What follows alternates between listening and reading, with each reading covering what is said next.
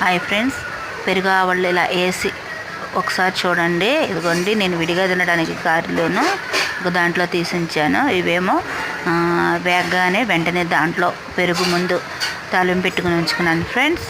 పెరుగుని చక్కగా కవ్వంతో చిలికేసుకుంటే బబుల్స్ లాగా లేకోకుండా బాగుంటుంది ఫ్రెండ్స్. పెరుగు అలాగే వేశారంటే పట్టుకోకుండా టేస్ట్ ఉండదు ఫ్రెండ్స్. ఇదిగోండి, ఇలా దీంట్లో నేను ఉల్లిపాయను పచ్చిమిర్చి వేసుకున్నాను. కొత్తిమీర లేదు, కొత్తిమీర కూడా ఉంటే అందుబాటులో వేసుకోండి ఫ్రెండ్స్. ఇదిగోండి, ఇలా ఎరగా వేగిన తర్వాత పెరుగులో వేసేసేయండి. వేసేసి ఒక 5 నిమిషాలు ఉంచారంటే చక్కగా నానిపోయి బాగుంటుంది. తీసి పక్కన పెట్టేసుకోవచ్చు, లేకపోతే ఆ పెరుగులోనే ఉంచేసుకోవచ్చు ఎప్పటికప్పుడే. ఇదిగోండి, ఆ పెరుగు క్వాంటిటీకి ఒక 6 గారెలు అయితే పడుతుంది ఫ్రెండ్స్. గారెతో పెరుగు తినడానికి, పెరుగు తినకోకుండా ఉండాలంటే ఇంకో 2 గారెలు ఎక్కువ పడుతుంది ఫ్రెండ్స్. ఇలా ఒకసారి ట్రై చేసి చూడండి. వీడియో ఎలా ఉందో చెప్పండి ఫ్రెండ్స్. లైక్ చేయండి, షేర్ చేయండి, సబ్స్క్రైబ్ చేయండి. ఎలా ఉందో కామెంట్ బాక్స్లో